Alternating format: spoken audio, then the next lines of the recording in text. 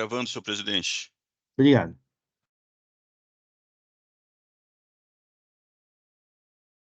Bom dia. Iniciando a sessão de julgamento da primeira Câmara Julgadora do Tribunal de Impostos e Taxas do Estado de São Paulo, no dia 27 de fevereiro de 2024, a qual está sendo gravada e será disponibilizada posteriormente. Todos os juízes já confirmaram a presença do sistema de parte. Eu vou iniciar a sessão.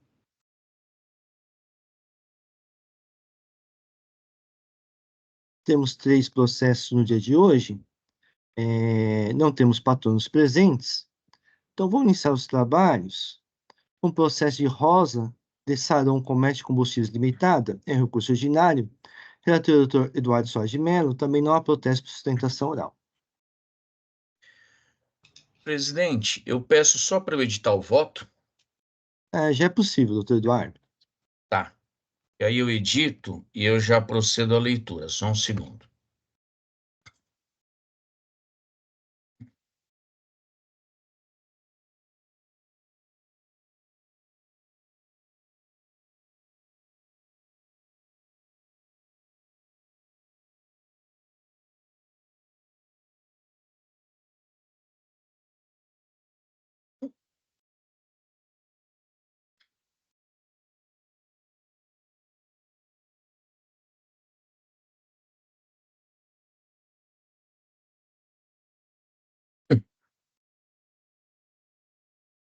Bem, eu já editei o voto, então é um voto que foi disponibilizado antes aos colegas dessa Câmara, todos têm conhecimento, mas como a gente tem gravado aqui as sessões, eu vou ler a parte que interessa, que é realmente o conteúdo do voto.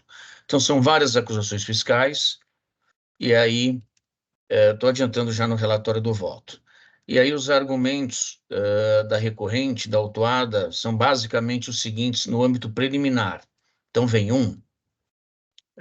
consistem sinteticamente nas alegações de que, ao considerar a intempestividade e não admissão da defesa de folhas, a decisão recorrida não tratou da apresentação tempestiva de documentos realizada pela recorrente via CIPED, além de ter deixado de apresentar fundamentos de fato e direito para a manutenção do auto. A decisão recorrida é desprovida de fundamentação, o que demanda o reconhecimento de sua nulidade, porque não explicou o motivo pelo qual os documentos contidos no processo não representariam a efetividade das transações comerciais abarcadas pelo presente auto. Houve violação dos direitos constitucionais do contraditório e da ampla defesa. Depois, o outro argumento, a validade do ato administrativo encerra a matéria de ordem pública, possibilitando sua discussão a qualquer momento. Quinto argumento em sede preliminar, a defesa de folhas, ainda que intempestiva, poderia ter sido apreciada, pois houve diferença de apenas um dia entre o momento do decurso do prazo processual para sua apresentação e o efetivo protocolo. 6. O princípio da informalidade do processo administrativo possibilita a flexibilização do prazo de defesa. 6. Deve ser atendido o direito de petição, artigo 5º, inciso 34 da Constituição Federal, e 6. É mister a consideração do artigo 63, parágrafo 2º, da Lei 9784 de 99, segundo o qual o não conhecimento do recurso não impede a administração de rever de ofício o ato ilegal, desde que não ocorrida a preclusão administrativa.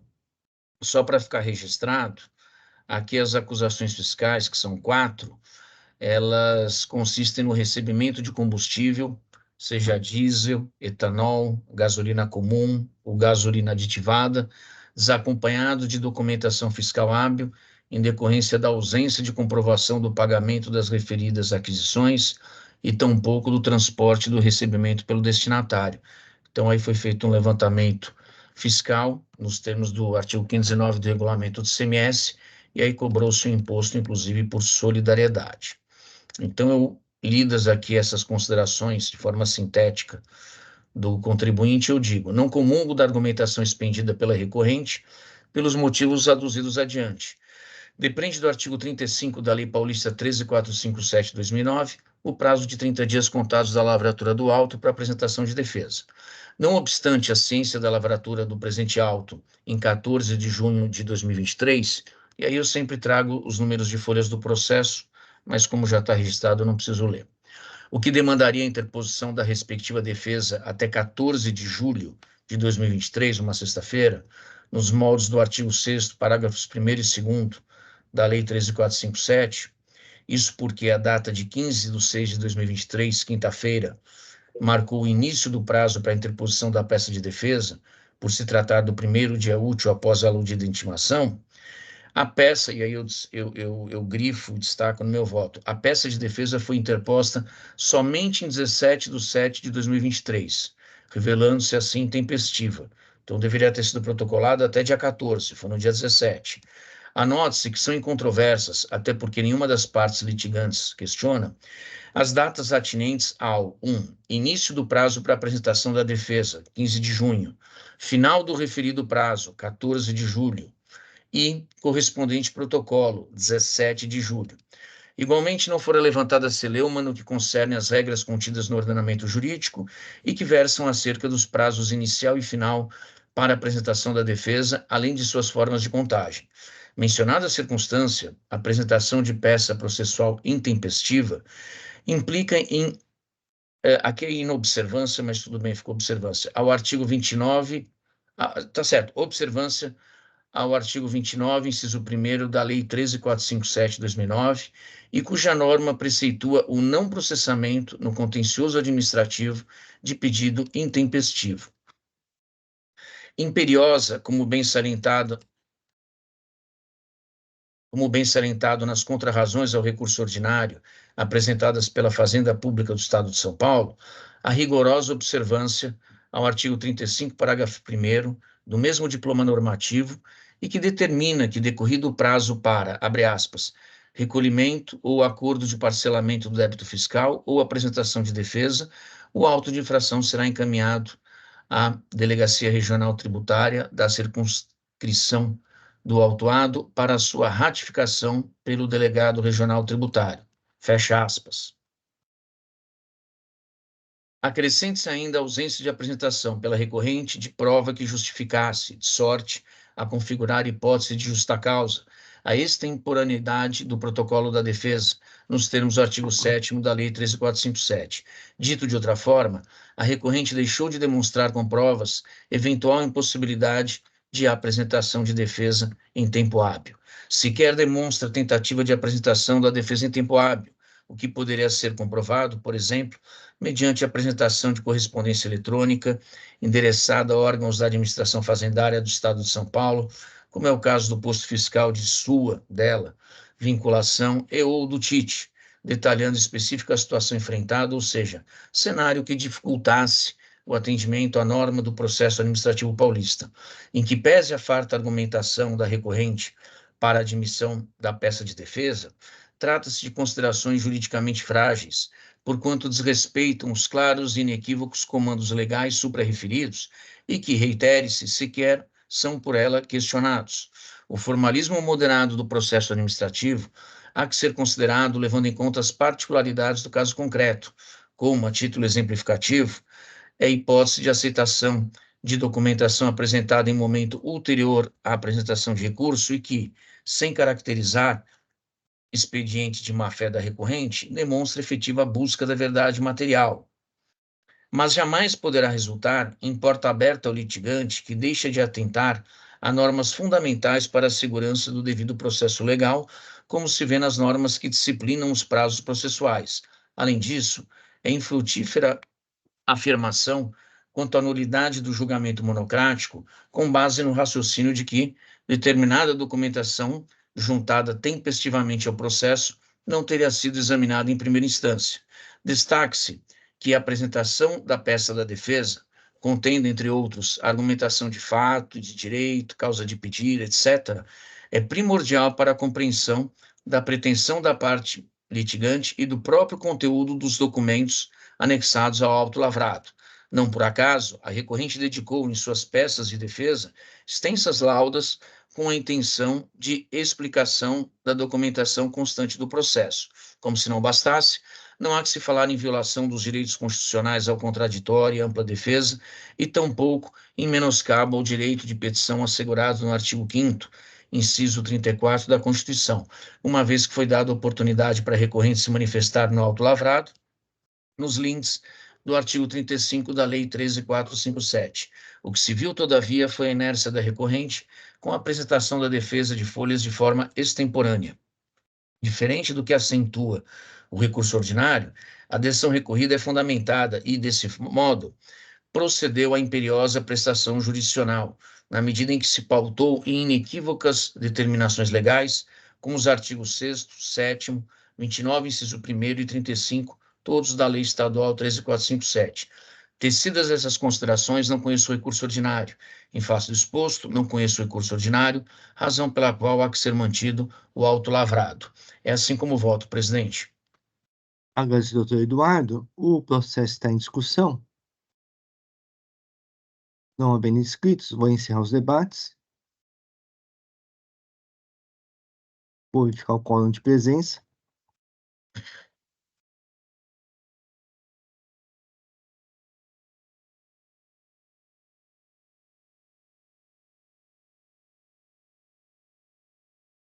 Vou iniciar a votação.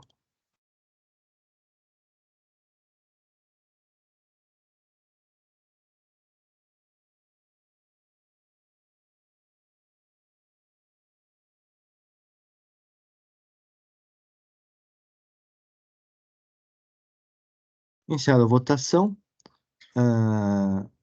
o recurso ordinário de Rosa de Sarão Comércio de Combustível Limitada foi não conhecido, nos termos do voto do doutor Eduardo, em decisão unânime.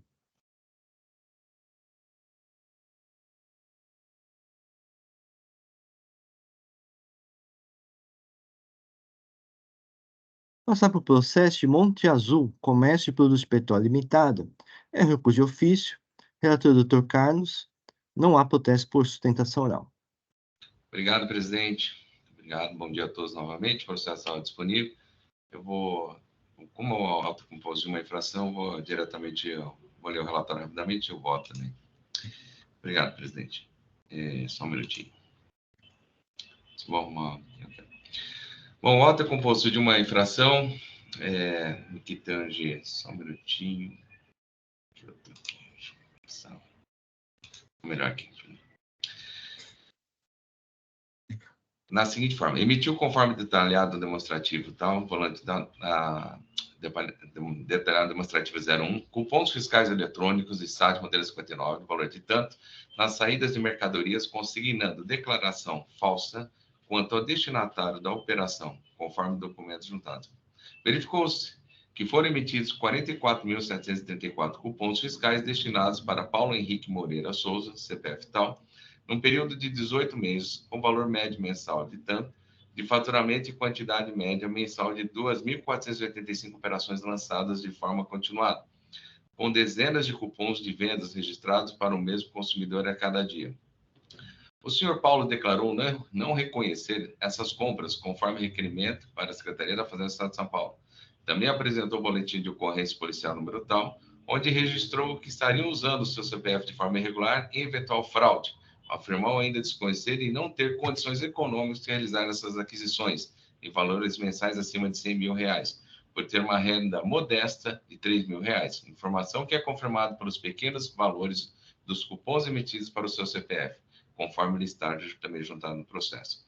Os cupons fiscais foram emitidos pelo contribuinte varejista de combustíveis de Monte Azul Paulista,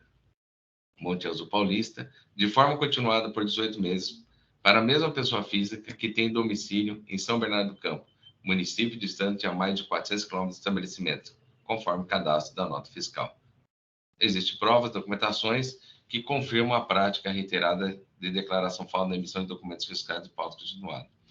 A empresa apresentou defesa de folhas tais, das quais o senhor já estava acesso ao meu voto. Em manifestação, a fiscalização refutou as alegações da defesa, que refutou pelo posicionamento pela manutenção do auto de infração.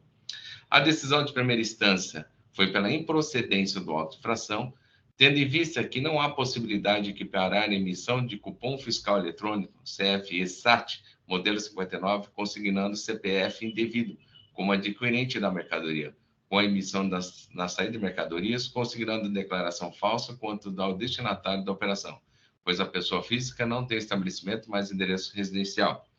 Foi representado recurso de ofício, tendo a representação fiscal no parecer tal, requerida a conversão de julgamento em diligência para que o autor do feito em colaboração se manifestasse conclusivamente sobre os fundamentos utilizados pelo ilustre julgador para considerar o auto de infração improcedente.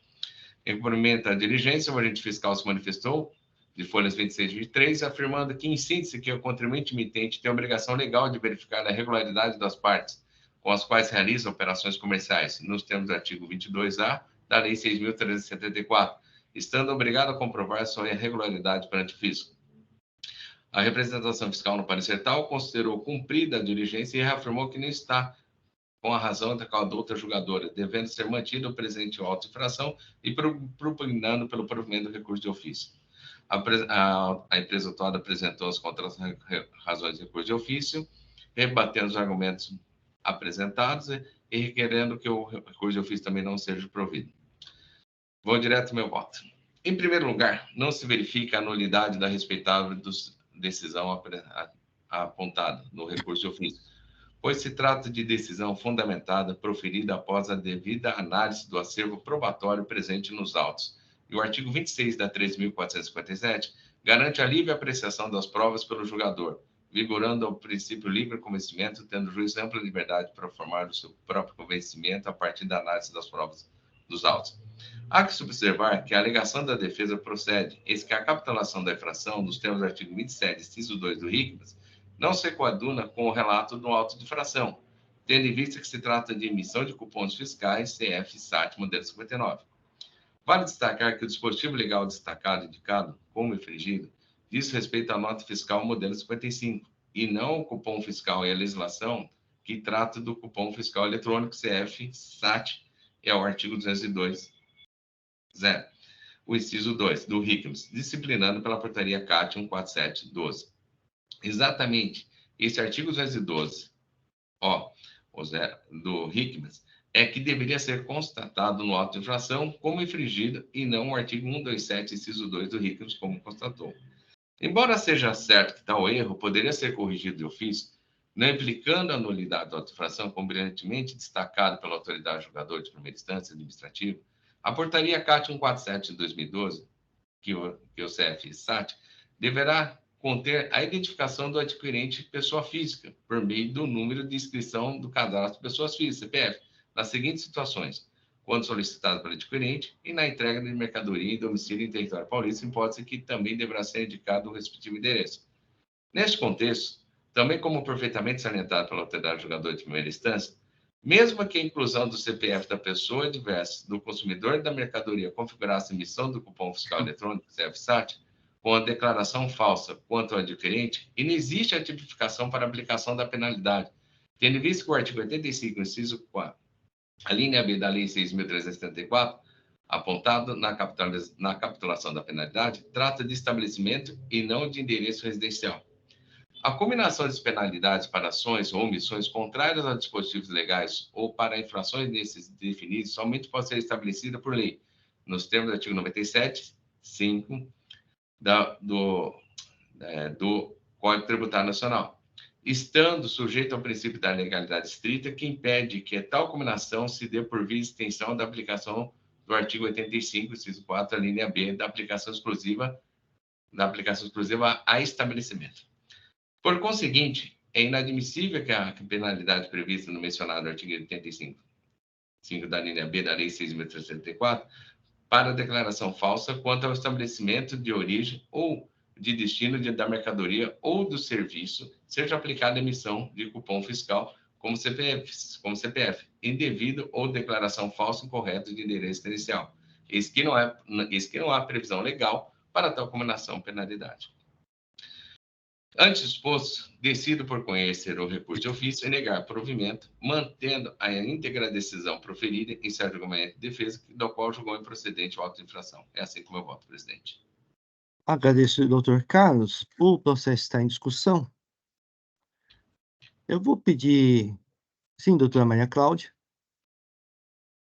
Eu acho que eu vou pedir vista desse, eu queria fazer a defesa do recurso de ofício. Eu parabenizo aí o doutor Carlos pelo voto, é que eu realmente queria verificar também, assim como acho que o doutor Inácio, queria verificar essa questão da capitulação por um dispositivo genérico, né, porque como são mais de 44.000 cupons fiscais, eu acho que é uma quantidade, né, razoável, né, bem alta.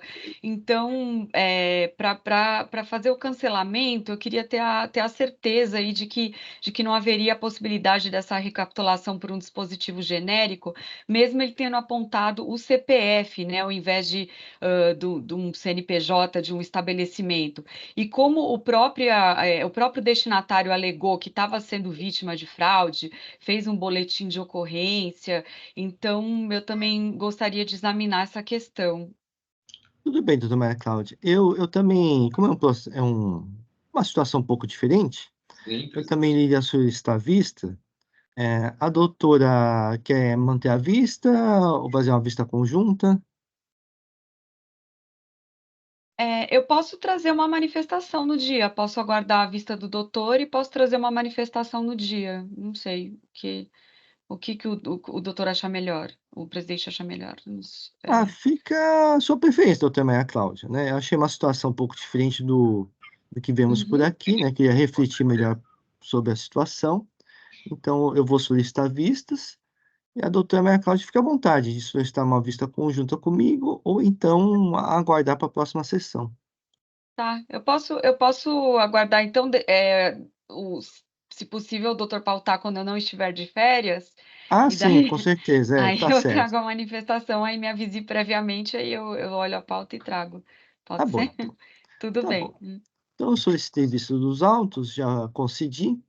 Então, o processo de Monte Azul Comercial de Produtos de Petróleo Limitada sai em vista para mim.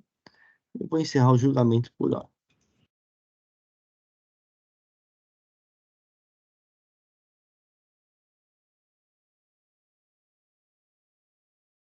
Vou passar para o processo de VIT SA, recurso ordinário. Há protesto por sustentação oral, mas o patrono está ausente. Então, só um momento que eu vou registrar a ausência do patrono.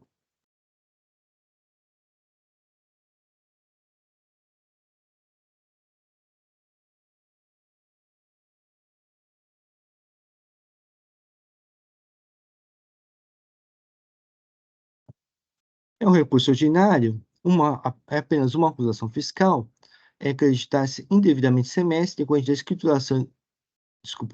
da escrituração na FD, documentos fiscais constando como emitidos por Saulo Rogério Fajan, comércio de óxidos, relativamente à entrada de mercadorias no estabelecimento, sendo que tais documentos não atendem às condições previstas nos itens 3 e 4, parágrafo 1º do artigo 59 do regulamento. A decisão de primeira instância julgou procedente à inflação, inconformar com a decisão de primeira instância, o contribuinte interpôs recurso ordinário, alegando em síntese, desculpa, há um pequeno erro aqui, alegando em síntese a regularidade das operações de compra e venda e boa-fé da autuada. E, por fim, requer a improcedência ou autoinflação. A doutrinação fiscal manifestou-se pelo não primeiro recurso ordinário. Então, é um caso de documento inidôneo.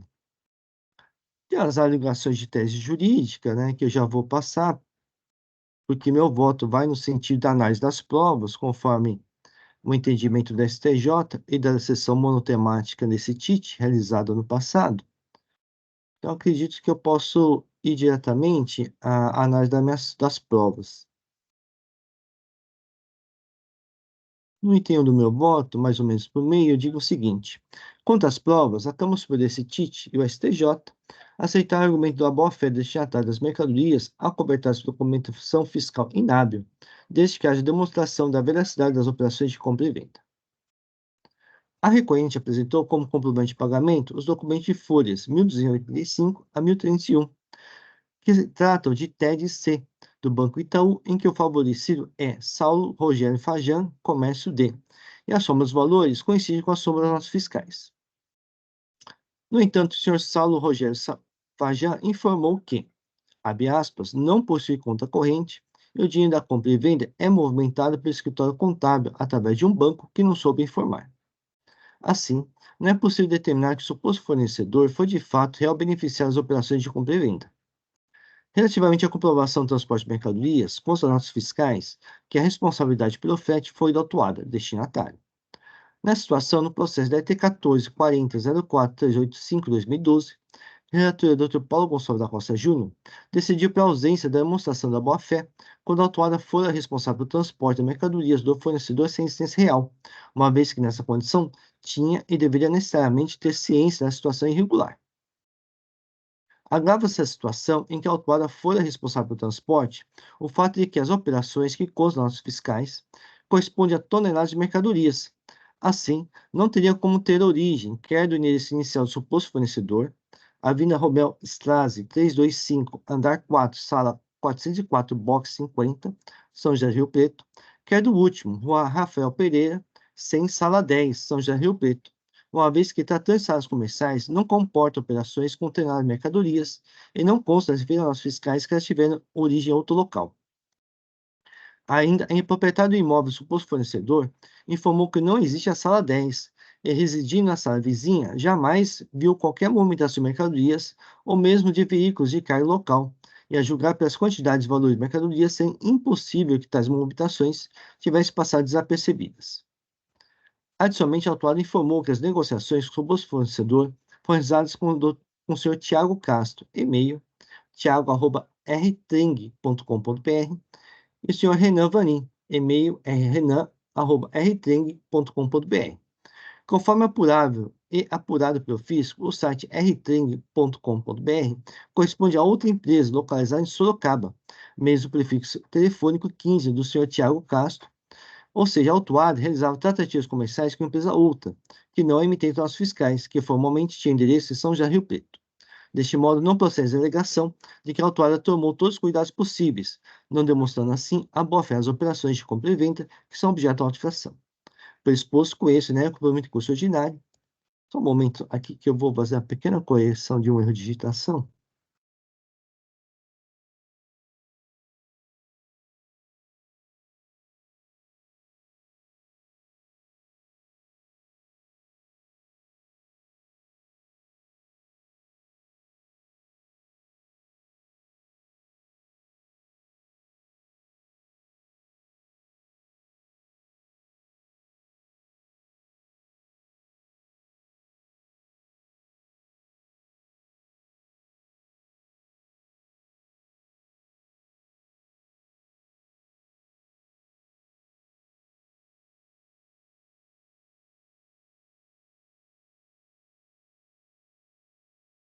O voto está registrado, o processo está em discussão.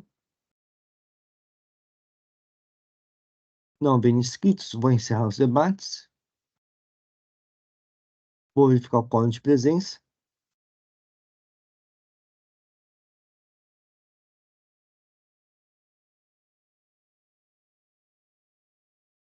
E vou iniciar a votação.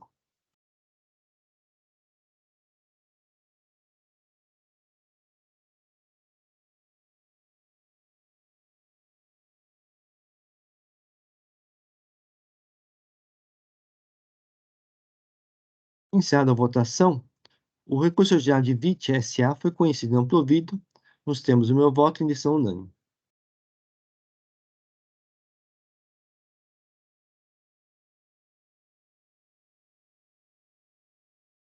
Com isso, encerramos os processos do dia de hoje.